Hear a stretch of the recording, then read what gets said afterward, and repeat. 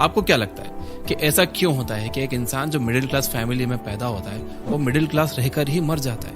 और ऐसी क्या चीज है जिसने 500 मिलियन लोगों को मिडिल क्लास ट्रैप में फंसा के रखा है? मैं बताता हूँ। एक इंसान जिंदगी भर गरीब या मिडिल क्लास ट्रैप से बाहर इसलिए नहीं निकल पाता कि वो कम पैसे कमाता या वो मेहनत नहीं करता, बल्कि वो मिडिल क्लास ट्रैप से इसलिए बाहर नहीं निकल पाता क्योंकि उसके पास जितना पैसा है वो उसे ठीक से मैनेज नहीं कर पाता, और पैसों को कैसे मैनेज करना है वो उसे पता ही नहीं होता क्योंकि उसे कभी ये सिखाया ही नहीं गया, ना स्कूल द्वारा, ना पेरेंट्स द्वारा और ना किसी दोस्त के द्वारा। और इसलिए ही आज मैं ऐसी कुछ सिंपल स्टेप्स शेयर करने वाला हूं जिसे फॉलो करने से हमारा देश का एक मिडिल क्लास इंसान भी इस ट्रैप से बाहर निकल सकता है। बस जरूरत है तो थोड़ी सी फाइनेंशियल लिटरेसी की, क्योंकि हमारे देश में आज भी 76% लोग फाइनेंशियली इलिटरेट है, और इसी कमी को देखते हुए ये जिम्मा हमने उठाया है कि हम जितने भी लोगों तक ये एजुकेशन पहुंचा सकते हैं, ये बुक चैनल के जरिए हम इस नॉलेज को फ्री में पहुंचाएंगे। बस ये वीडियो अपने दोस्तों के साथ शेयर करना मत भूलना। आज हम डेविड बाक की बुक द ऑटोमेटिक मिलियनेयर से कुछ ऐसे टाइमलेस प्रिंसिपल्स सीखेंगे जो आपको मिडिल क्लास ट्रैप से बाहर निकालकर एक मिलियनेयर बनने में काफी मदद करेंगे।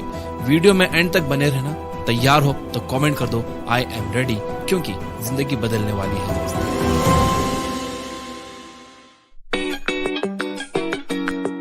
बुक के ऑथर प्रोफेशन से एक फाइनेंशियल एडवाइजर थे और उन्होंने अपने 20s से ही लोगों के साथ अपना फाइनेंशियल नॉलेज शेयर करना शुरू कर दिया था।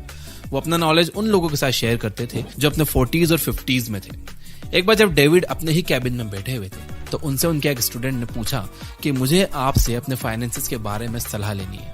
तो डेविड ने कहा कि आप कल अपनी वाइफ के साथ आना, फिर बात करेंगे। तो अगले दिन वो कपल उनके ऑफिस आ गया।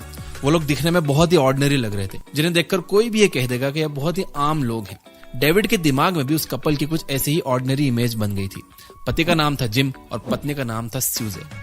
जिम 50 साल के थे। उन्होंने डेविड को अपने बारे में बताया कि वो पिछले 30 साल से एक ही कंपनी में काम कर रहे हैं और उनकी एनुअल सैलरी $40,000 है, जो कि अमेरिका में एक एवरेज सैलरी मानी जाती है। ये सब जानने के बाद डेविड ने जिम से पूछा कि क्या आपके पास रिटायरमेंट जितने पैसे हैं, क्योंकि रिटायरमेंट के लिए काफी सारे पैसे लगते हैं। ये सुनकर जिम ने अपनी पत्नी से कुछ कागजात दिखाने के लिए कहा, जिसके बाद डेविड ने उनके डॉक्यूमेंट्स देखे, जिससे उन्हें पता चला कि उनके बैंक में $4 लाख हैं। उन पर किसी भी तरह का कोई लोन नहीं है। उनके पास 2 महंगे घर हैं, जिसमें से एक में ये रहते हैं और एक को रेंट पर दिया हुआ है, और इनके फाइनेंसेस काफी स्ट्रांग है। ये सब देखकर डेविड ने उनसे पूछा कि ये सब तो ठीक है, पर आपके बच्चों के खर्चे भी तो होंगे। जिसके जवाब में जिम ने बताया कि उनके बच्चे अब कॉलेज में हैं और वो अपना खर्चा खुद उठा लेते हैं। तो बेसिकली उनके एक्सपेंसेस एकदम लो थे और उनकी इनकम एकदम स्टेबल थी। जिसके बाद डेविड ने उनकी नेटवर्थ कैलकुलेट की तो उन्हें पता चला कि इनकी नेटवर्थ $1 मिलियन से भी ज्यादा है। अपनी आंखों के सामने ये नंबर्स देखकर डेविड को शॉक लगा कि कैसे ये कपल एक एवरेज सैलरी कमा कर भी एक मिलियनियर बन गया है। जिसके बाद डेविड ने सोचा कि मुझे इन्हें सिखाने की बजाय इनसे सीखना चाहिए, क्योंकि जो चीजें मैं लोगों को वर्बली बता रहा हूँ वो चीजें ये कपल प्रैक्टिकली कर रहे हैं। तो डेविड ने उनसे पूछा कि एक एवरेज सैलरी वाला इंसान एक मिलियनियर कैसे बन सकता है। जिसके रिस्पॉन्स में उस कपल ने डेविड को 5 लेसन सिखाए। ये बहुत ही वैल्यूएबल लेसन्स थे। वीडियो स्किप मत करना, क्योंकि वो लेसन्स अब आप सीखने वाले हो। उन्होंने डेविड को पहला लेसन ये बताया कि पे योरसेल्फ फर्स्ट। जब जिम और स्यूजे बजट बनाकर पैसे सेव करते थे तो हर बार वो एक फिक्स अमाउंट सेव करने का प्लान तो करते थे, लेकिन वो कर नहीं पाते थे। और बार बार बजटिंग में फेल होने के बाद स्यूजे ने अपनी माँ से बात की और अपनी परेशानी बताई कि कैसे वो हर बार बजट बनाती है, लेकिन वो एक फिक्स अमाउंट सेव करने में हमेशा फेल हो जाती है। तो स्यूजे की मदर ने स्यूजे को पे योरसेल्फ फर्स्ट के रूल के बारे में बताया। उन्होंने उन्हें बताया कि उन्हें हमेशा सेविंग वाला अमाउंट सबसे पहले ही अलग कर देना चाहिए और बचे हुए पैसे अपने नीड्स और वांट्स पर खर्च करने चाहिए, क्योंकि बजट बनाकर सेविंग करना मुश्किल होता है। एट द एंड हम इमोशनल बीइंग्स हैं, और जब हमारे हाथ में पैसा होता है तब हम लॉजिक से नहीं इमोशन से सोचते हैं, और जहां आप इमोशन से सोचते हो वहां पे आपका खर्चा पक्का है। इस एडवाइस के बाद स्यूजे और जिम पे योरसेल्फ फर्स्ट लेसन को आंख बंद करके फॉलो करने लगे और ये चीज उनके काफी काम आई। आई एम श्योर हम सब ये गलती करते हैं कि जो मन में आया वो ले लिया। EMI पर महंगा फोन ले लिया, पूरी सैलरी नाइकी एयर जॉर्डन लेने पर उड़ा दी, उधार लेके क्लबिंग चले गए। आपको पता है हम ये सब इंपल्सिव डिसीजन क्यों लेते हैं? क्योंकि हमारे दिमाग में डाल दिया गया है कि हम एक बार जीते हैं, तो जो मन में आए वो करो।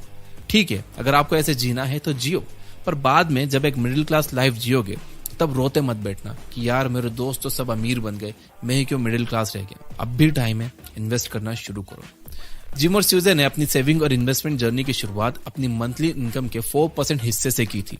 जिस कंपनी में वो काम करते थे उसी कंपनी के रिटायरमेंट प्लान में इन्वेस्ट करके उन्होंने छोटी सी शुरुआत की, लेकिन बाद में उन्होंने अपनी इनकम का 10% तक उसी प्लान में इन्वेस्ट करना शुरू किया, जिसके बाद वो अपनी इनकम का 10% हिस्सा कंसिस्टेंटली इन्वेस्ट कर रहे थे without even skipping a single month. तो चाहे आप बिजनेस करते हो या जॉब, आपको अपनी हर महीने की कमाई का 10% शुरू में ही अलग कर लेना है और उसे किसी अच्छी जगह जहां रिस्क कम हो, रिटर्न ठीक ठाक हो, वहां इन्वेस्ट करना शुरू करना है। दूसरा लेसन जो उन्होंने डेविड को सिखाया वो था put it on automatic. Gym और स्यूजे के लिए अपने सैलरी का एक हिस्सा सेव करना काफी आसान हो गया था, क्योंकि ना वो स्टॉक मार्केट में और ना ही वो म्यूचुअल फंड में अपना पैसा इन्वेस्ट कर रहे थे, बल्कि वो तो पैसों को अपनी ही कंपनी के रिटायरमेंट फंड में इन्वेस्ट कर रहे थे, जिससे उनके पास उनके पैसे कट के यानी कि इन्वेस्ट होने के बाद ही आते थे, और इसीलिए वो बिना एक भी महीना स्किप किए अपनी 10% इनकम इन्वेस्ट करते गए। मोस्टली लोग पैसा इसलिए सेव नहीं कर पाते क्योंकि वो सेविंग को एक ऑप्शन की तरह देखते हैं। आपको शायद पता ना हो, लेकिन इसके पीछे भी एक साइकोलॉजिकल रीजन है कि हर इंसान की विलिंगनेस की एक कैपेसिटी होती है। मतलब आप जब भी किसी अच्छी हैबिट या किसी प्लेजरेबल एक्टिविटी को ना कहते हो तो आपकी विलिंगनेस उसमें लगती है। उसी तरह जब भी आप पैसों को सेव करने का सोचते हो तब भी आपकी विलिंगनेस उसमें स्पेंड होती है, और इसलिए कई बार आप अपनी विलिंगनेस को दूसरे कामों में यूज कर लेते हो, जिसके बाद सेविंग के लिए आपके पास विलिंगनेस बचती ही नहीं।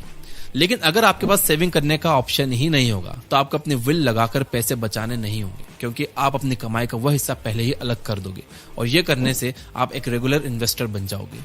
तो अपने बैंक के अकाउंट की सेटिंग में जाओ और 10% आपकी इनकम का हर महीने अलग करने के लिए ऑटोमेटिक सिस्टम लगा दो।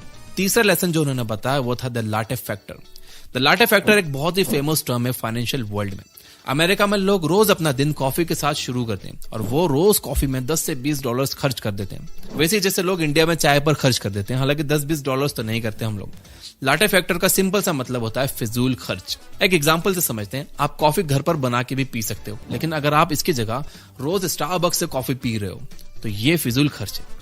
सरल भाषा में आप रोज कोई ऐसा खर्च कर रहे हो जो आप अगर ना भी करो तो चलेगा, जैसे कि smoking, drinking, coffee, fast food. तो इसे लाटे फैक्टर कहते हैं।